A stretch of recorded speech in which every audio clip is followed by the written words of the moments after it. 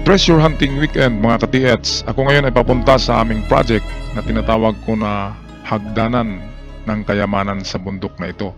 Shoutout sa ating mga ka-TH na nanonood ngayon sa buong Pilipinas, Luzon, Visayas, Mindanao at pati sa ating mga ka-TH in abroad. Sana ay nasa mabuting kalagayan ang lahat. At kung bago pa lamang kayo sa channel, huwag kalimutan mag-subscribe. Dalawang baitang ng hagdan. Ito straight. Straight siya. Ganon din tong pangalawa, straight, made of solid rock. At pangalawang baitang yun. Sa gilid naman ito ay ugat ng malaking puno. Ito, patay na to na puno. Itong dahon ay mga baging na lang ito. Ito ang tinatawag na mga chisel. Merong mataas, mahaba na chisel, meron ding maiksi. Ito yung mahaba. Ang gamit itong mahaba ay pambutas, ito naman ay pambiyak ng bato. Series yan. Ibabaon ito lahat mamaya para mabiyak ang bato. Dahan-dahan liliit ang bato, malapad, magiging maliit siya hanggang sa pwede na naming hukayin dito sa baba. Dito kasi sa gitna, yung malakas na deteksyon ay dito sa gitna itong malapad na bato na kung tingnan ay parang landing siya dito, tapos nakatingin siya dito sa akin, dito sa malapad na bato. Kaya positive ako na meron dito kasi meron yan, yung heart shape na parang nguso ng butiki. Merong old tree, ito yung ugat ng old tree, ayan. Merong dalawang baitang ng hagdan, ayan, at landing malapad.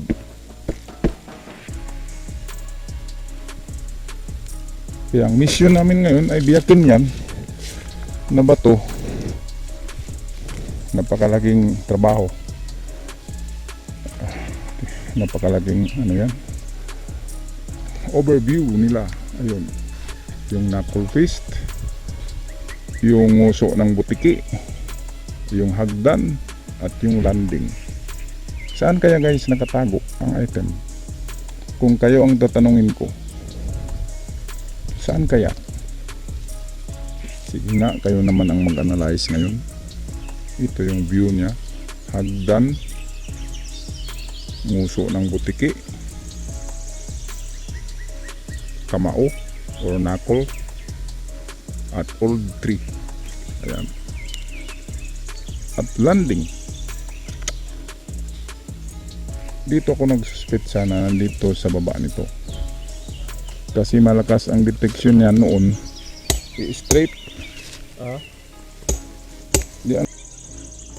Okay, at ang aming gagawin ngayon ay itong katulad ng feathering techniques, yung pagbiyak ng malalaking bato gamit ang maliliit na wedge chisel. Ito ay tinatawag na feathering technique sa labas, pero dito sa atin ay shortcut method na ito. Wala ng feathering, diretso na ito sa pag-chisel sa bato ng pa-straight, pero ganun pa rin na principle.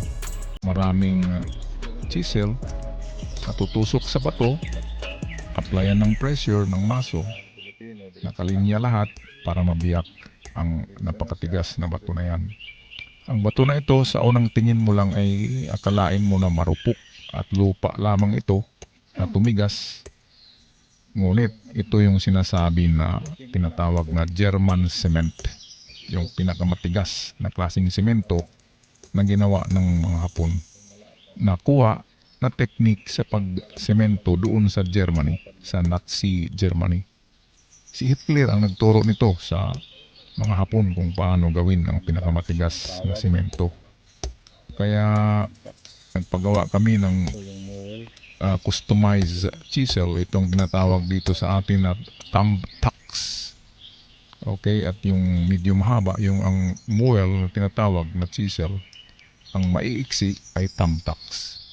Yan ay ilinya, straight line sila itutusok para mag-crack yung bato kung ito ay bato. Pero kung ito ay concrete cement na tinatawag na German cement ng mga Hapon, well, dito tayo mahihirapan. Hindi talaga yan mabibiyak.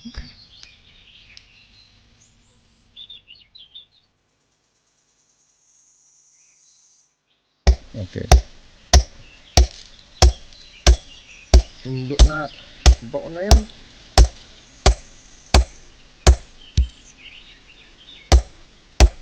Ano mo? Mamaya. Ay, yawa. Smoke. Meron kasing ano dito, killer bee. Bubuyog. Okay. Ito ang ginawa namin ay biyakin to dito sa Skype. 7 chisel ang ibaon dyan para mabiyak paunti-unti. Maliit na portion. Cool.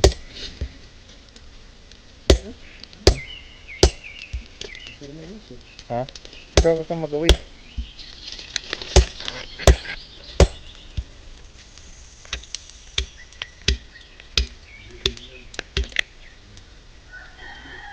Yung hagdanan ng mga Hapon sa bundok. Ito'y part 2 ng napalabas na noon na video. Okay, so ito yun. Yung hagdanan. Itong harap ng hagdanan ay mayroong parang ulo ng butiki. Ayan. Yan ay heart shape din, pero meron siyang mata. Merong mata ito. Nakita nga natin.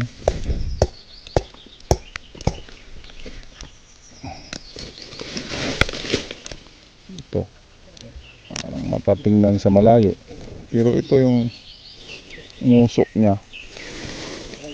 Puro ilong. Ito ang ilong. Nakapoint ang ilong.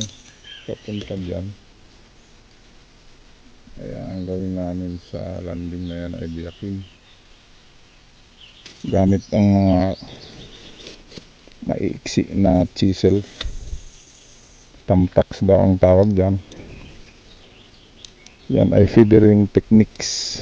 Kung doon tayo sa labas, feathering techniques, series ng chisel na ibaon sa bato para mabiyak. Ito yung dalawang hagdanan. Unang baitang, pangalawang baitang. Ito.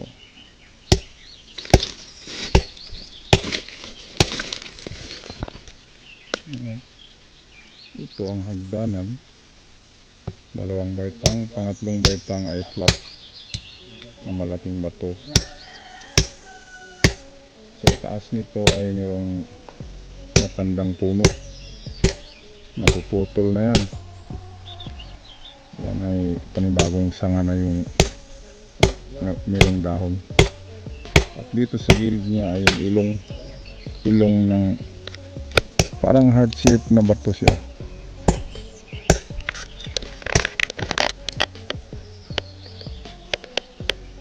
Ayan. Parang heart shape siya na bato. Merong mata. Ilong niya ay nakaturo dito sa flat rock. Dalawang baitang ng hagdan, made of rock. Solid rock ito. Solid. At sa gilid niya ay matandang puno. Magandang mga markers para sa treasure.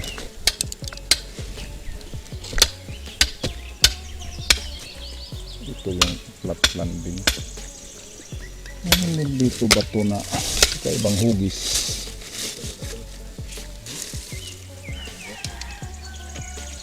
Katabi nito gaon. Okay.